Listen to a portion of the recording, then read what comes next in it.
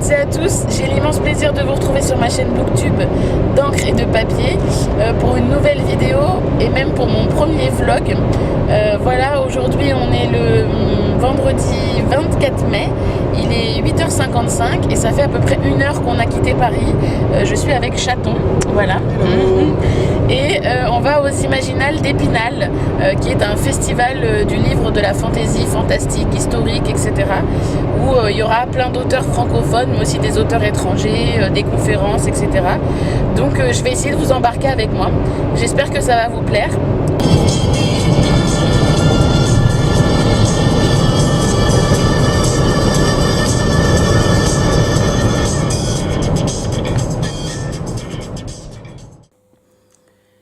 Du coup, on vient d'arriver dans notre chambre d'hôtel, il doit être à peu près 13h. On est venu poser nos valises, manger des petites salades qu'on s'est préparées avant de partir. Et après, on va aller au festival en début d'après-midi. Mais je vous montre juste la chambre parce qu'elle est juste superbe. Donc voilà. Donc voilà, ça c'est notre chambre, c'est notre petit lit. Et franchement, c'est super beau. J'adore le style et le design. Et il y a même une petite baignoire. Donc voilà. Et là, c'est la vue qu'on a. Mais non, il n'y a pas de piscine dans l'hôtel.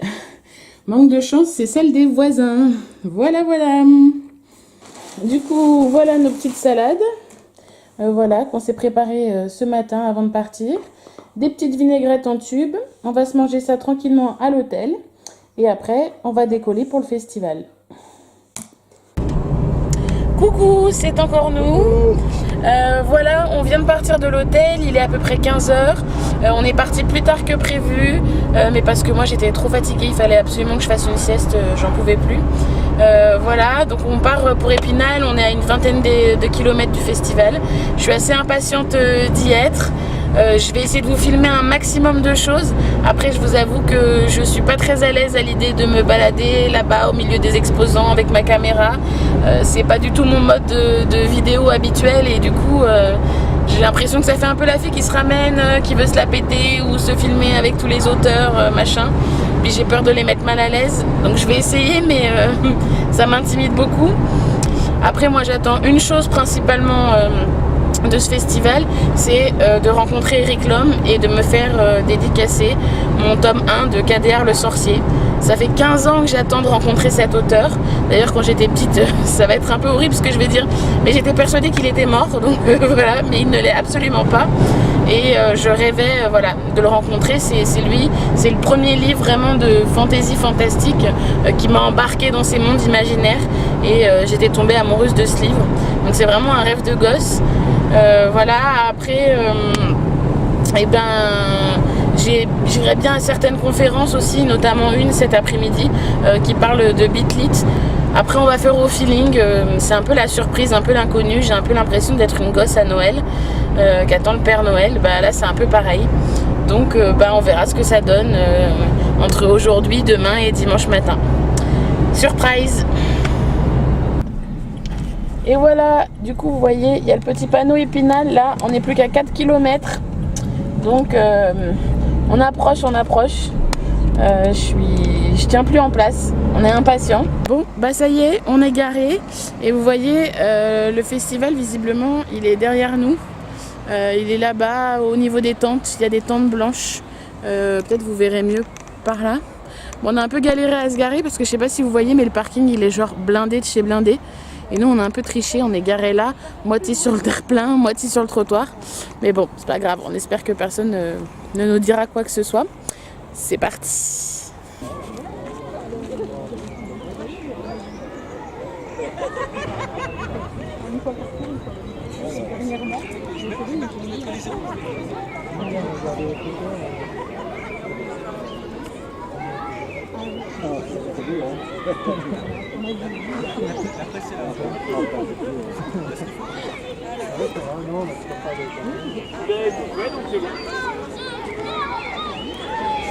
Pour ma première journée aux Imaginales du vendredi 24 mai, nous on a commencé par aller à une conférence qui parlait du coup de la fantaisie urbaine et de la bitlit, et parmi les intervenants il y avait Alison Germain.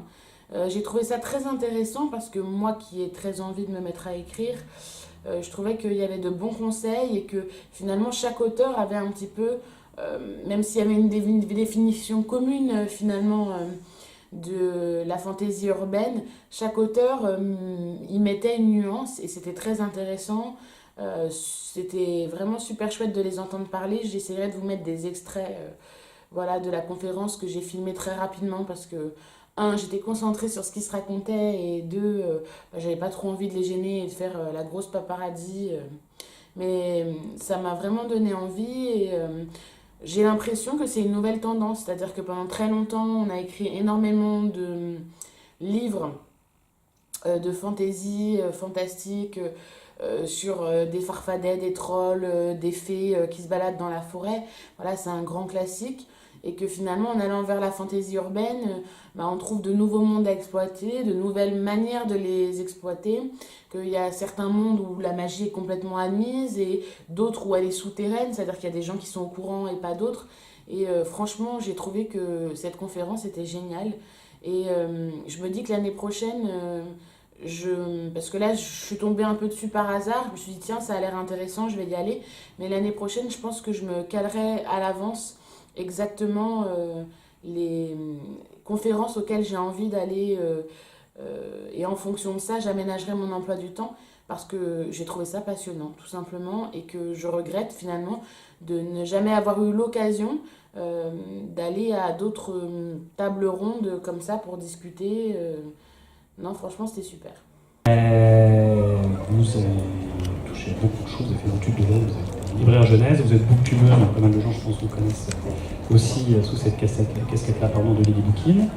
Et vous avez publié en 2 tomes les Chroniques Homérides, au Chat Noir, cette fois. Donc en 2 tomes, Le Souffle de Midas et l'Ultime Oracle, qui tourne là aussi autour du thème de la découverte de pouvoir, mais plutôt autour du thème du mythe de Midas. J'ai rarement mis les livres dans des cases.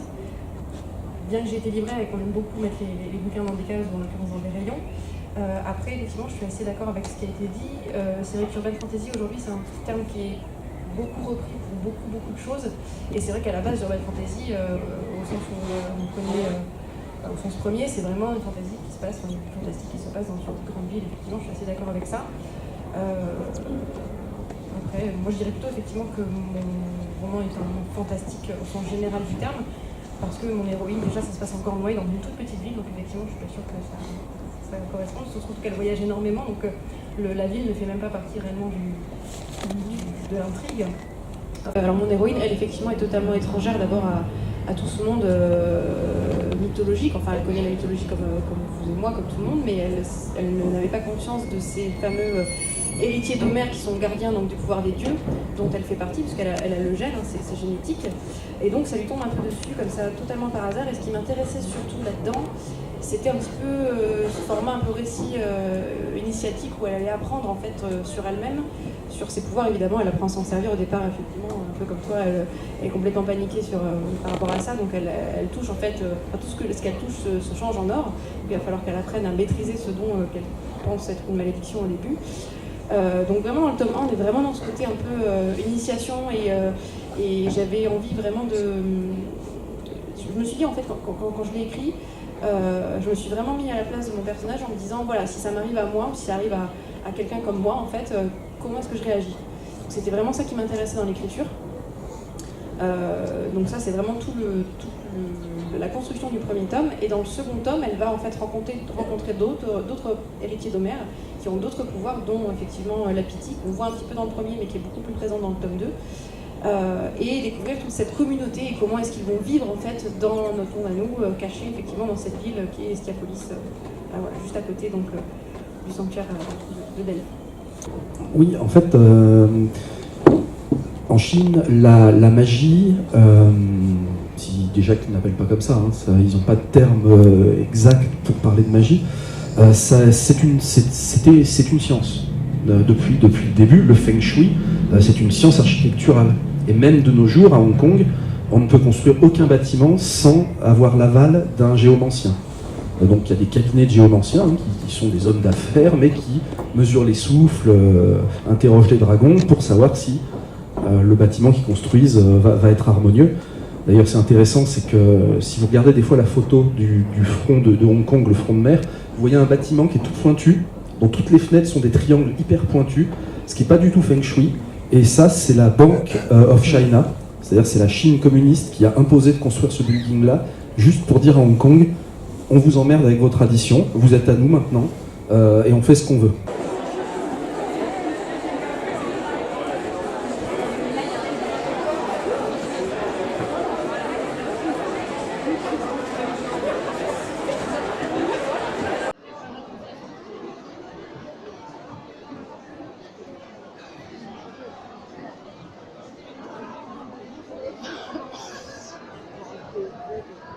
Et c'était de la bombe atomique. Ouais. Mais j'ose pas le finir du coup. Ah ouais. Mais voilà. Une réelle, ouais. J'ai moins aimé moi. Ben, Je suis moins attachée au personnage. j'ai les 6 tomes, mais j'ai pas été au bout de ça. On est toujours vendredi 24 mai, il est 21h, on vient de rentrer à l'hôtel. Je vais pas vous mentir, on est KO, on est mort de chez mort, mais c'était vraiment une super journée. Pour une première découverte des Imaginales, j'ai genre adoré. Voilà, et en plus, je pensais que c'était vraiment très étendu pour aller d'un pôle à un autre, qu'on serait vite perdu. Et en fait, tout est assez rassemblé dans le même parc, c'est pas si loin que ça. Donc on a pu voir plein de choses. Et surtout, comme on était vendredi, il y avait du monde, mais c'était encore raisonnable. Ce qui fait que voilà, j'ai pu voir Alison Germain, j'ai pu voir Florian Soulas, Eric Lhomme, à qui j'ai acheté des livres, qui m'ont fait des super dédicaces. Là, je vais me caler dans le lit. Et on va bouquiner. Mon chéri va lire, je pense, les BD là, qui sont là, qui s'appellent Jour J, qui s'est acheté du coup aux Imaginales. Et moi, je m'étais emmenée comme ça pour le plaisir. Alors, à trimballer dans sa valise, c'est un peu lourd, mais je m'étais emmenée le faiseur de rêves de Laini Taylor pour le challenge du mois de la fantaisie. Donc, je vais l'entamer ce soir. Voilà. Et ben on se retrouve demain samedi pour la suite de cette aventure.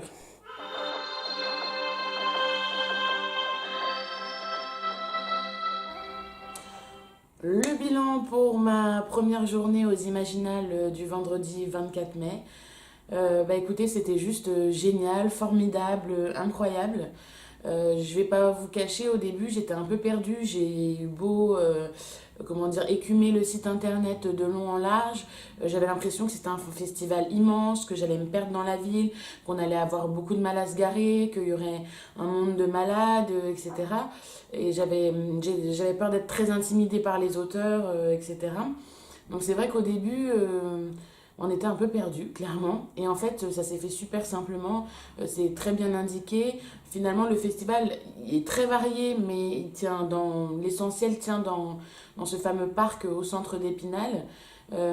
Et du coup, au centre de ce parc, en fait, il y a un point information, si on peut appeler ça comme ça, où on vous donne un livret avec toutes les conférences, les auteurs, les prix décernés aux différents livres, etc. Et c'est hyper bien indiqué, le plan est très bien fait, il y a tout ce qu'il faut à proximité. Franchement, au final, voilà, on avait notre carte et il n'y avait plus qu'à se balader, à en profiter. Quand je suis arrivée, dans la bulle du livre, donc là où il y a tous les auteurs qui font leurs dédicaces, il n'y avait pas beaucoup de monde. Et très rapidement, la première personne que j'ai repérée, c'est Eric Lhomme. C'était vraiment l'auteur que je voulais croiser. Et au début, j'ai pas osé. Et c'est mon conjoint qui m'a dit « Mais t'es trop bête, il n'y a personne, profites-en. Tu sais pas s'il y aura plein de monde cet après-midi, demain et tout. » Et je savais pas quoi lui dire. J'avais l'impression d'être une petite enfant qui arrive pour la première fois à Disneyland Paris ou qui se retrouve pour la première fois face au Père Noël. C'était vraiment un rêve de gosse. Donc voilà. Et au final, j'avais ramené mon propre folio junior du livre des étoiles. Voilà, que j'ai depuis 15 ans dans ma bibliothèque. Et je lui ai demandé s'il voulait bien me le dédicacer en lui expliquant que, que j'avais ce livre depuis des années. Et c'est vraiment un des livres qui m'a le plus marqué dans ma jeunesse et qui m'a le plus donné envie ensuite de lire de la fantaisie ou du fantastique. Et du coup, il m'a fait une petite dédicace trop mignonne, je sais pas si vous allez voir. Voilà, il écrit tout petit, mais j'aime bien son écriture, c'est assez mignon. Voilà, Et du coup, il m'a écrit pour Lara qui a trouvé depuis longtemps la porte du pays 10. En fait, ce qui m'a le plus touchée, c'est que c'était lui qui était touché que ça fasse 15 ans que j'attende de le rencontrer et que c'est ça, que ce soit un des livres en tout cas qui m'ait donné envie de lire de la fantaisie. Il dit finalement j'écris pas des livres jeunesse pour rien parce que ça vous a donné le goût de la lecture et c'est resté une passion et aujourd'hui vous lisez des livres. Et j'ai trouvé ça hyper gentil, je trouvais que voilà, il était aussi touché que moi quoi, c'est rigolo. Et du coup j'en ai profité. Je lui ai acheté en poche, chez Folio, je lui ai acheté Phénomène, l'intégrale. Et du coup, là, il y a les 3 tomes réunis en un, il coûtait 10 €. Je me suis dit, allez, c'est parti. Donc, je crois qu'il m'a fait une dédicace aussi. Ouais, et il m'a mis pour Lara, qui sait bien que le monde change quand on le regarde autrement. Amitié fantastique. Voilà. Pareil, très gentil.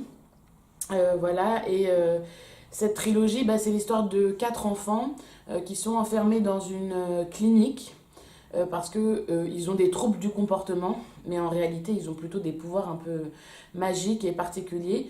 Et il va leur arriver plein de péripéties, ils vont découvrir des secrets qui seraient cachés par l'État sur le premier homme qui aurait posé le pied sur la Lune, si je dis pas de bêtises. Si je me souviens bien, l'histoire, c'est ça. Voilà, ça se trouve, je me trompe, mais je pense pas. Donc, je suis assez impatiente de le lire. Et du coup, il est gros, mais en réalité, c'est 3 tomes. Donc, voilà, c'était juste génial. Du coup, comme il n'y avait pas beaucoup de monde le fameux vendredi midi, début d'après-midi, j'en ai profité pour continuer à me faire dédicacer des livres. Et je sais pas si je vous l'ai dit, mais j'avais commandé, vous avez dû le voir dans mon dernier book haul, le tome 1 des Chroniques homérides d'Alison Germain. Et je m'étais promis que si j'arrivais, j'achèterais le 2e tome et je me le ferais dédicacer. Et en plus, j'avais lu le tome 1, j'ai lu le tome 1 ce mois-ci parce que c'était le mois de la fantaisie. Et coup de chance, elle était là aussi. Et du coup, je me suis procuré l'ultime oracle, voilà, le tome 2. Entends la prêtresse d'Apollon et par ces mots comprends ton destin. Donc c'est les éditions Le Chat Noir et elle m'a fait une dédicace juste géniale, voilà, que je trouve trop belle, où elle m'a écrit prête à ouvrir les portes d'Estiapolis. Je vous en dis pas plus parce que si vous n'avez pas lu le tome 1, ça vous spoilerait. Mais voilà, elle m'a fait des petits dessins, des petites étoiles toutes dorées et je trouve que ça correspond vachement à son histoire, à la couverture de son livre. On a un peu discuté du coup de Booktube, de sa chaîne, de toutes ces choses-là et c'était vraiment, vraiment super. Et le truc très drôle aussi, c'était qu'elle était assise juste à côté de Floriane Soulas, qui est Sailor Flo, pour ceux qui connaissent sa chaîne. Voilà, et du coup, j'ai pu prendre une photo des deux en même temps, que je vous mettrai par là. Franchement, c'était juste génial, elles étaient toutes les deux sympas. Et finalement, on s'est retrouvés presque à discuter toutes les 3. Voilà, c'était super drôle. Et elles sont vraiment très gentilles. Alors moi, je ne savais pas trop quoi leur dire, mais elles sont vraiment très abordables, très sympas. On a parlé de leurs écrits, des projets qu'elles avaient, notamment du fait que Alison Germain préparait son tome 3, mais que comme par rapport à son plan de départ, elle avait modifié des choses dans son tome 2, ça rendait plus complexe l'écriture de son tome 3. Et puis on a parlé de sa méthode d'écriture dont moi je m'inspire pour essayer moi aussi de me mettre à écrire.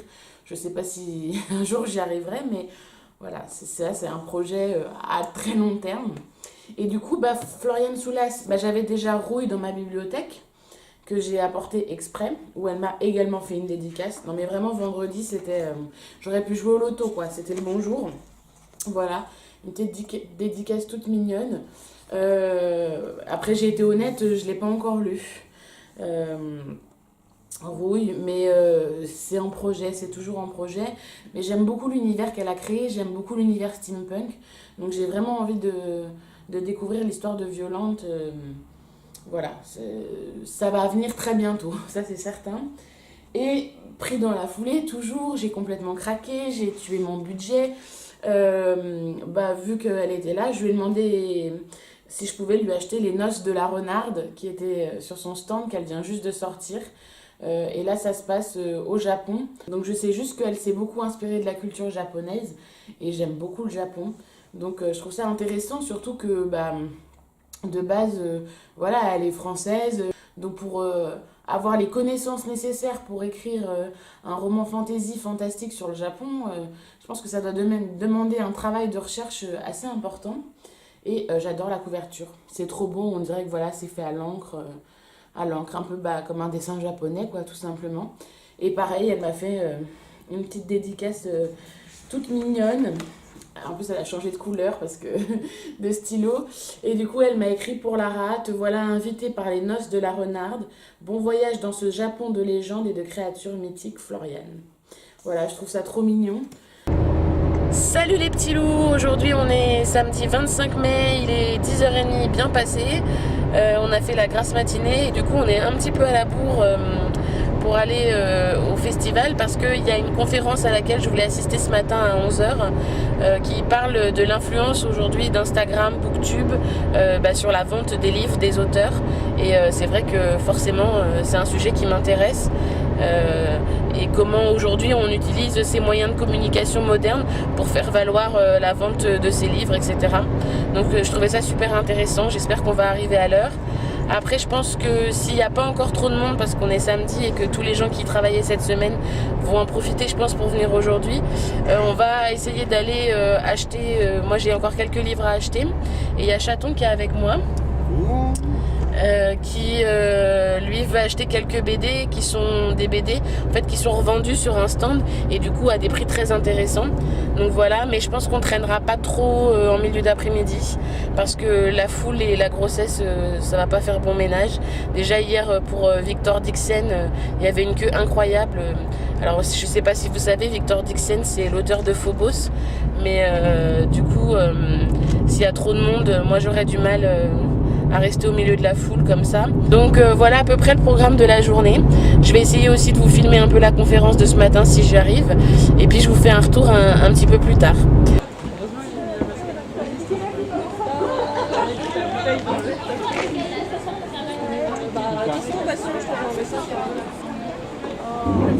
Jeunes et des moins jeunes, puisqu'on trouve toute génération. Et ce que j'aime bien aussi, c'est de voir en fait la diversité des goûts qui sont présentés. Puisque un tel peut très bien parler de manga, l'autre peut très bien parler de livres qui touchent sur des sujets plus sensibles, comme la diversité. Et ça, forcément, ça me tient très à cœur.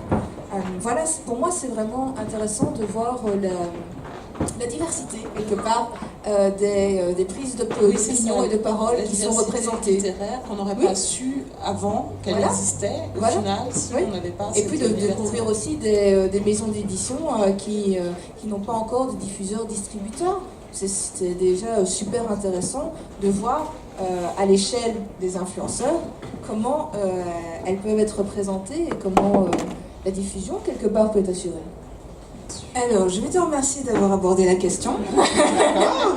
Parce que justement, c'était quelque chose que j'avais dans l'idée d'aborder à cette conférence. Je vais pouvoir le faire, c'est très bien. Alors, avoir des chroniques négatives, avoir des retours mitigés, je vais dire tout simplement, tu l'acceptes quand tu deviens écrivain et autrice publiée. C'est le jeu, ça fait partie des règles du jeu, c'est normal. Je vais dire aussi qu'avoir des chroniques négatives, surtout que ce qui a été très bien expliqué d'ailleurs par le panel d'influenceuses ici, j'ai trouvé ça très juste quelque part. Ce qu'on dit en fait sur le fait de trouver exactement ce qui n'a pas plu, en fait quelque part c'est très difficile. Et aussi de dire exactement trouver ce qui a plu, quelque part aussi. C'est vraiment un exercice critique que je trouve hyper intéressant. Je l'ai fait par exemple quand je chroniquais encore des bouquins sur mon blog ou sur ailleurs. Je le fais d'ailleurs de temps en temps. Je trouve que c'est vraiment un exercice qui n'est pas facile en fait. De dire simplement de là, de j'ai aimé, j'ai pas aimé, c'est pas facile. En fait, à force de créer des communautés, ça a peut-être permis justement l'émergence au grand public de la romance, mais aussi de manière verticale, avec le rapport avec l'auteur, avec l'éditeur, avec la rencontre qui se crée. Et donc ça a aussi changé le visage de l'écriture, je trouve, parce qu'il y a une transmission beaucoup plus facile de la part de l'auteur déjà un petit peu confirmé, avec des aspirants écrivains, avec une facilité dans la communication. Les petits loups, on est toujours samedi 25 mai, il est midi, on vient juste de sortir de la conférence qui s'appelle Booktuber, blogueur, Instagrammeur, influenceur et quel impact ces réseaux sociaux ont aujourd'hui sur le monde de la lecture. Franchement, c'était super passionnant, c'était animé par Cindy Van Wilder. Ils ont donné vraiment de très bons conseils dont je pense me servir à l'avenir pour améliorer mes chroniques Booktube. Parce que ils ont expliqué que finalement c'était facile de dire j'aime un livre, j'aime pas un livre, celui-là je l'ai trouvé nul, etc. Que finalement un bon chroniqueur, quelle que soit la façon dont il fait sa chronique, il devait savoir finalement mettre le doigt sur ce qui lui a plu ou pas, ou ne lui a pas plu. C'est-à-dire dire bah voilà, j'ai pas aimé ce livre parce que je trouve qu'il manque des morceaux, que j'ai pas tout compris, parce que il s'est senti trahi par le personnage, parce que il a pas accroché à la plume, parce que ou parce qu'à l'inverse il trouvait que c'était frais, que le monde imaginé changeait un peu des mondes imaginaires qu'on retrouve habituellement dans la fantasy, etc. Et je trouvais vraiment que c'était intéressant et ça m'a remise en question sur comment moi je faisais mes chroniques et comment affiner finalement mon avis pour donner un avis constructif, parce que finalement en y réfléchissant bien on se rend compte que dire j'aime pas un livre c'est facile, ou j'aime un livre c'est très facile aussi, mais que ça oblige la personne qui fait la chronique vraiment à réfléchir et à affiner sa pensée et du coup à être plus perspicace dans sa façon, désolé il y a du vent, à être plus perspicace dans sa façon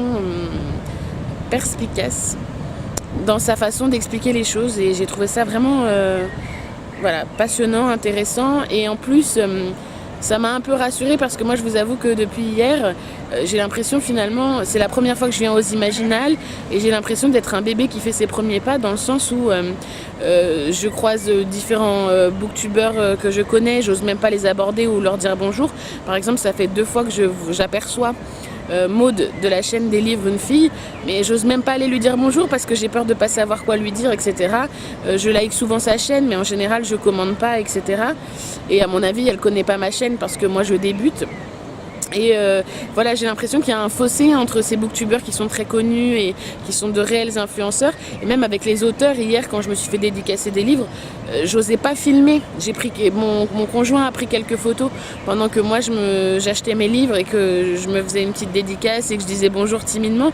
Mais j'ai pas osé vous filmer parce que j'avais peur de les déranger, parce que j'avais l'impression d'être en face de stars hollywoodiennes et qu'il y avait un énorme fossé entre nous. Et là, pendant la conférence, ils ont expliqué que finalement, ces 2 communautés qui finissaient par se rencontrer, et que justement les auteurs de livres, pour la majorité, ne se prenaient pas pour des stars hollywoodiennes, et que ça arrivait même que finalement certains auteurs finissent par reconnaître les influenceurs, les booktubeurs, leur taper la bise, prendre le temps de discuter avec eux, d'échanger sur...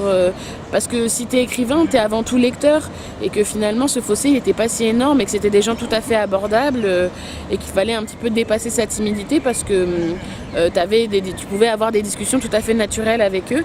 Donc ça sera peut-être pas pour cette année pour moi si facile que ça de le faire, mais je compte bien revenir aux éditions des années prochaines des Imaginales, et peut-être que là j'aurai un peu plus de cran pour les approcher, mais franchement je regrette pas d'être venue à cette conférence. Elle était vraiment très constructive, et en plus j'ai découvert des nouveaux blogs et des nouveaux booktubeurs, donc je pense que je vais aller jeter un œil sur leur travail, sur ce qu'ils publient, sur leurs chroniques, sur ce qu'ils font, parce que j'ai trouvé ça très intéressant. Là du coup je suis dans le parc, vous voyez derrière moi il y a les stands, etc. Et de l'autre côté il y a la rivière. D'ailleurs j'espère que vous m'entendez, enfin je sais pas si c'est une rivière, je sais pas ce que c'est, faut que je regarde. Mais et voilà, et du coup j'attends Chérie qui est partie nous chercher un petit casse-croûte pour déjeuner, et puis après on va aller acheter quelques livres. Et j'espère que le vlog, le compte-rendu que je vous ferai de cette expérience vous plaira. J'ai pas tout filmé parce que c'est trop intimidant pour moi, mais avec le temps, ça viendra. Voilà. Mais c'est une super expérience. Si vous n'avez jamais été aux Imaginales, sincèrement, lancez-vous parce que franchement, en plus, l'entrée est gratuite, quoi. Il n'y a que les livres qui sont payants, donc voilà, quoi. Franchement, c'est cadeau. Je trouve que ce festival, c'est un cadeau qu'on fait à tous les lecteurs et tous les gens qui font la démarche de se déplacer jusqu'ici, quoi. À tout à l'heure.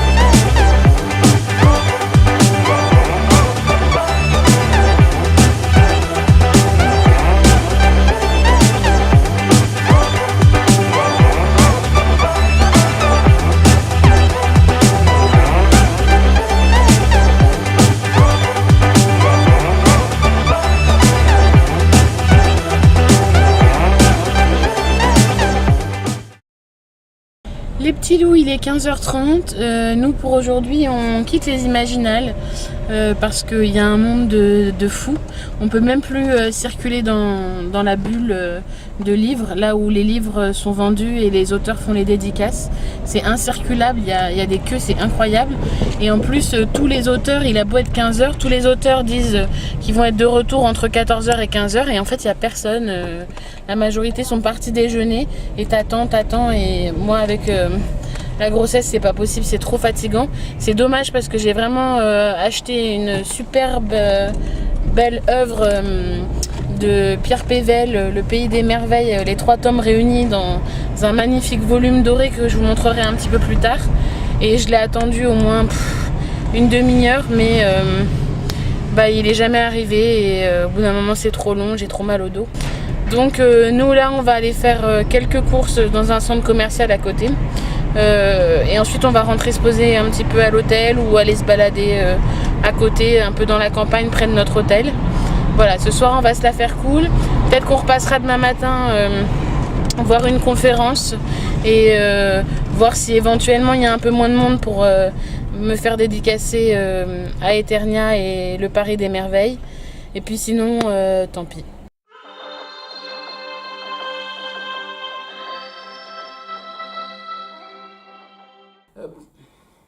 Pour ce qui est du bilan du samedi 25 mai, après la conférence, on a déjeuné et après le déjeuner, j'ai été acheter d'autres livres. Sauf que là, contrairement à la veille, à vendredi, c'était juste bourré de monde, mais c'était la folie.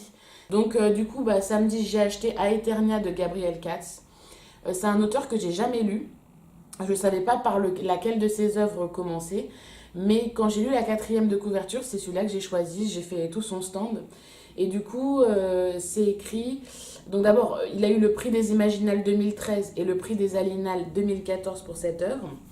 Et du coup, la 4e de couverture, c'est écrit Les Marek, je sais pas trop, champion d'arène, se retire invaincu au sommet de sa gloire. Il a 40 ans, une belle fortune, et 2 jeunes fils qu'il connaît à peine.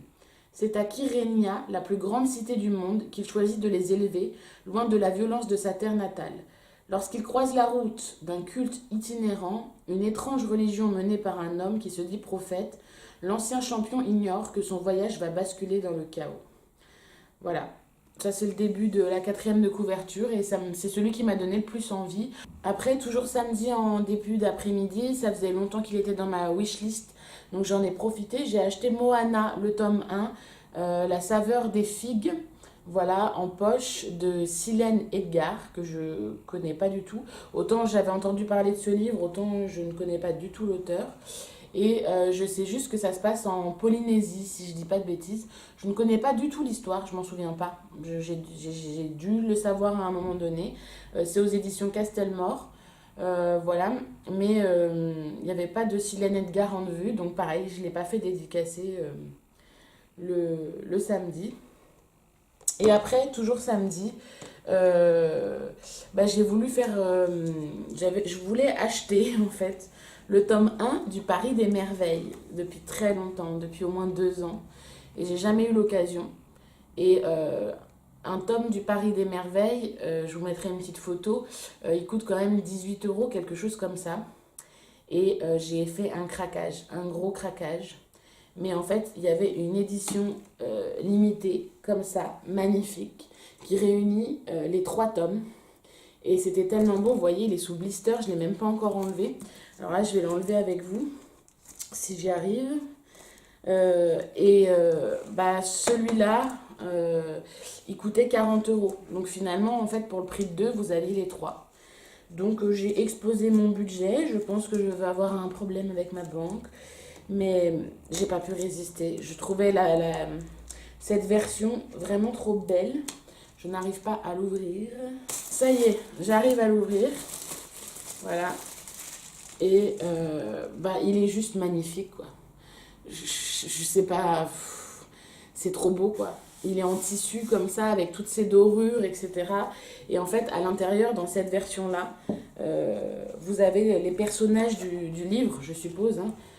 Comme ça, voilà, en grand, en papier glacé, etc. Et il y a tous les personnages comme ça, et c'est juste magnifique. Vraiment, il est trop beau, quoi. Il y a des dessins, voilà, là c'est Méliane, regardez cette espèce de petite fée princesse, voilà. Et pourquoi j'avais envie d'acheter ce livre, parce que quand j'avais lu la 4e de couverture du premier tome, j'étais tombée amoureuse, et elle est là. Donc Paris, début du XXe siècle, les messieurs ont de fières moustaches, des chapeaux melons, les dames portent des corsets, des jupons, des bottines à boutons, déjà de rutilants tacos pétarades parmi les fiacres le long des grands boulevards aux immeubles haussmanniens, mais ce n'est pas le Paris de la belle époque tel que nous l'entendons.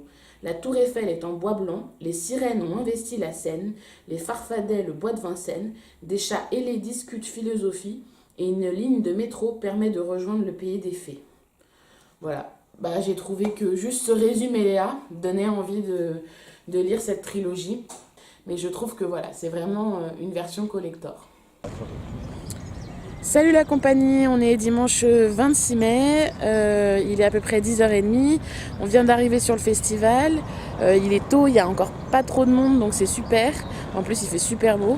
L'objectif aujourd'hui c'est d'aller faire dédicacer les derniers livres que j'ai pas pu faire dédicacer hier parce qu'il y avait trop de monde et que c'était pas possible. Donc on va courir à la bulle du livre là tout de suite pour voir si les auteurs sont là pour faire dédicacer. Et puis après j'irai bien voir le body painting parce que je me suis trompée, c'était pas hier en fait, c'est aujourd'hui entre 10h et 16h. Et le premier jour, le vendredi, quand on est arrivé, il y avait une nana qui était déjà body paintée en rose sur tout le corps. Et franchement, au milieu du jardin et des arbres, etc., c'était vraiment très très beau. Donc ça me plairait beaucoup d'aller vous filmer ça. Alors là, vous voyez pas, mais juste en face de moi, il y a des stands à l'ombre des arbres où en fait les body painters se préparent. Il y a les artistes qui peignent chacun leurs œuvres et leurs petits êtres humains en rose, en vert, en violet, etc. Mais il y a un gros panneau avec interdiction de prendre des photos, donc je suppose que c'est interdit de filmer la préparation parce qu'ils sont en partie nus, qu'ils se préparent, etc. Et que je pense qu'ils réservent ça à partir de midi où là on pourra filmer les œuvres de chaque artiste. Donc c'est dommage parce que c'est super intéressant et magnifique magnifique de voir la préparation qu'il y a sur chaque stand, mais c'est interdit. Donc on va être sage, on va respecter le règlement et on va attendre midi pour essayer de filmer ça. Une partie de Quidditch ? Allez, c'est parti.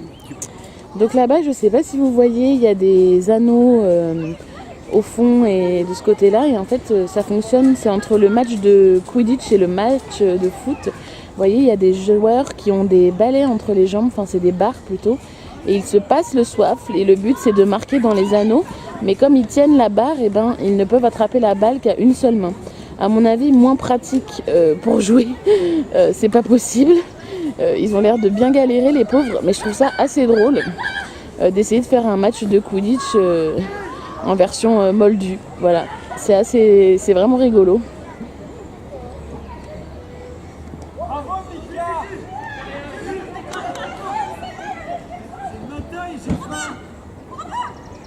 Il n'y a pas le vif d'or et il n'y a pas les batteurs, mais l'idée y est quand même. Les petits loups, il est presque midi. Nous, on est sur le parking des Imaginales. Là, on va décoller parce qu'on a quand même 4 heures de route, qu'on voudrait éviter les bouchons en arrivant sur Paris et que Chéri commence très tôt demain. Il a une très grosse journée, donc je veux pas qu'il soit trop fatigué. Au final, moi j'ai eu une dédicace de Gabriel Katz, donc j'étais assez contente et il était vraiment très sympa. Après, là où je suis un peu dégoûtée, c'est que Pierre Pével il dédicace que cet après-midi, donc pas possible de faire une dédicace. Et le body painting, c'est pas avant midi 1h on nous a dit, et attendre 1h30 juste pour voir du joli body painting, on trouvait ça trop long. Et voilà, donc tant pis, ce sera pour une autre fois. Mais c'était vraiment un week-end génial et je vous fais un retour un petit peu plus tard.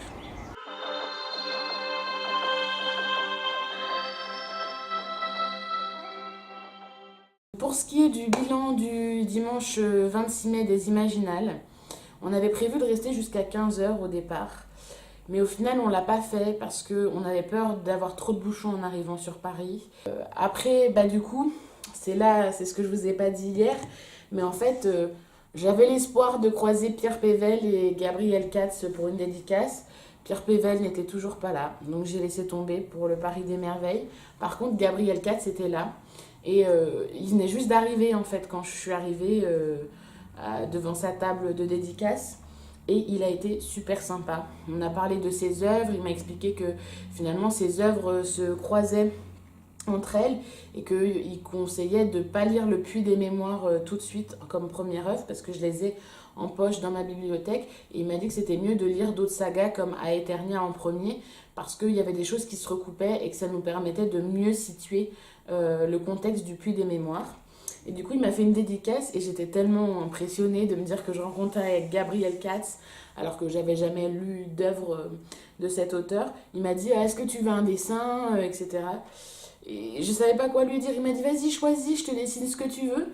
Et j'aurais voulu dire un truc de gladiateur ou je sais pas, mais j'en savais rien. Je lui ai dit surprenez-moi, mais il en démordait pas, il voulait absolument que je choisisse. Et du coup c'est mon conjoint qui a dit un loup, ce qui n'a rien à voir à mon avis avec l'histoire. Mais du coup c'est super cool parce que il m'a dessiné un loup. Voilà, je sais pas si vous voyez, il est super drôle. Et vraiment il était très abordable, très sympa. C'était vraiment très très chouette quoi. Voilà, ce vlog est terminé, j'espère que ça vous aura plu. C'est mon tout premier vlog, donc pardonnez mes erreurs, peut-être que parfois je me répète, peut-être qu'il va être un peu long, je sais pas trop, ça va dépendre de comment je le monte. J'aurais fait du mieux que je peux pour essayer de vous partager ce que j'ai ressenti, ce que j'ai vécu, ce que j'ai vu. Et si je peux vous donner 2 conseils exceptionnellement. Le premier, si vous êtes fan de fantasy, de fantastique, mais allez-y, foncez. Les Imaginales, c'est un incontournable, c'est génialissime. Ça fait 10 000 fois que je le dis, mais je le dirai encore. Et la deuxième chose, n'oubliez pas, le plus important, prenez soin de vous.